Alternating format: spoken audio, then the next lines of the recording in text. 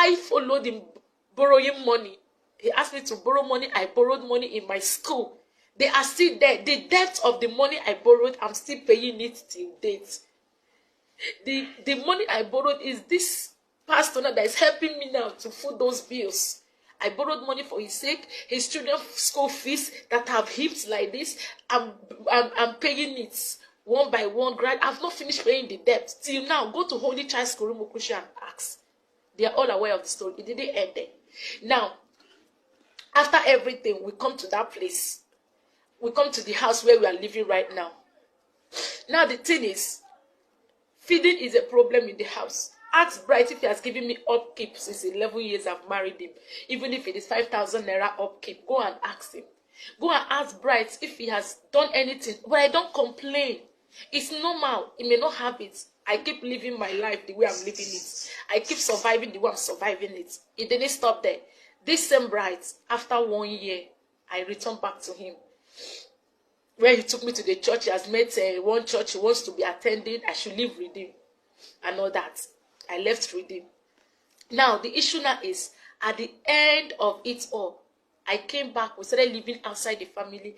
Brian started from where he stopped. He started the worst. The worst is that I shouldn't go to work. I should be a housewife. During the pandemic, I shouldn't go anywhere. He called people. He said it's men are chasing me and chasing men. He saw anybody around me, he will nail them. He has done so many things. He chased people that call me mother away from me, the youths, the teenagers. He said they're all sleeping with me. That was it. So he told me that the only way for him to give me a total support into my music, because I have gone to the studio to do a skeletal work of my music, he said not in his house. Not in his house.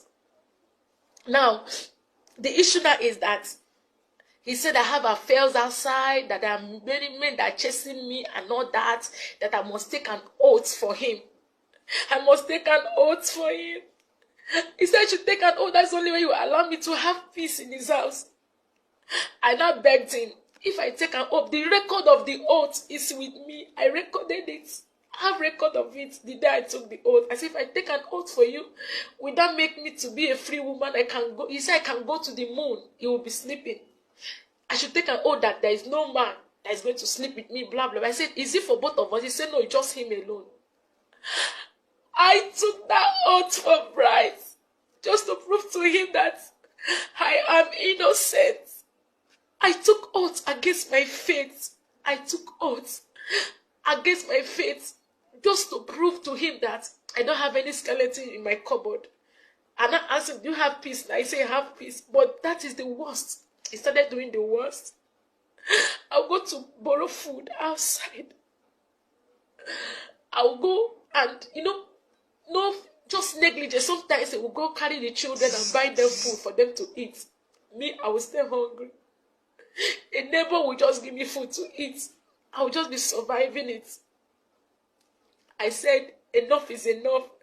I'm not going to die. He looked at me one morning. He said, there is no marriage between us. That I'm just in his house wasting his time. That I'm a smelling thing. He chased me out of our room. That I'm a smelling thing. That smelling thing, he called smelling thing. He threw in the garbage. He threw me in the garbage thinking I'm going to die. He says he's make my life miserable. That when last I hear about his name, I will run away. That's what he told me. And I told him I'm not going to die. That he's going to make my life miserable and all that. Now, the last straw that breaks the camel's back is that I refuse taking all these things. He told me vividly that number one, he's going to put axe seed in my cream. I don't want to bring my children into this. Because even my children became scared and they were crying. My son will embrace me. My son of 4 years will embrace me and say, Mommy, don't worry, I will take care of you. He abused me before my children. I don't talk. He called me a weak woman. And you came on social media to tarnish an innocent man's image. You came on social media, Bright. You've done your worst. You want to get fame. You bent to your knee that you're going to destroy me. But let me tell you, this is my rising moment. You bent on your knees. that over your dead body, will you see me standing right and fulfilling my destiny? You throw me in the garbage, but the seed you throw in the garbage find a means of growing and becoming something. I decided to leave his house. How? When I left his house, one day he just locked me up and said, I'm not going for church program. That night, he locked the door and put the key in his pocket before my kids. I said, it has gotten to the extent that you start locking me and walking away. So anything can happen to me. If there is fire outbreak, I can't escape anywhere. He told me that the children I'm even talking about, it's not when I'm alive to see them, I will start talking about them. When I'm alive, that when I'm dead, I'm rubbish, he move on with his life. Then highest is money. My people don't talk and all that. He locked me up.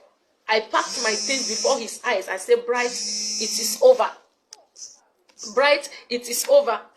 I'm not going to do this anymore. This is the last straw that will break the camel's back. I can't die in your house. I can't die because I want to prove myself.